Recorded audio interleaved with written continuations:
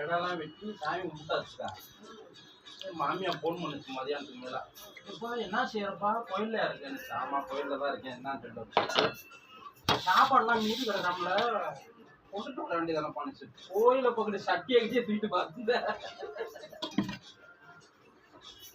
இல்லைப்பா ஒன்னே தான் சொல்லி விட்டாரு. சாப்பாடுலாம் கிடக்கு எடுத்துட்டு போய் வச்சுட்டு சாப்பிட நல்ல மரியாதையை சொன்னேன். வீட்டில் அவர் சோறு கட்டியிருக்காங்க. இங்கே கோயிலில் அன்னதானம் நடந்துட்டு இருக்குது. குழம்ப தூக்குறேன் சட்டியை தூக்குறேன் எப்படின்னு வந்து நீ தூக்கி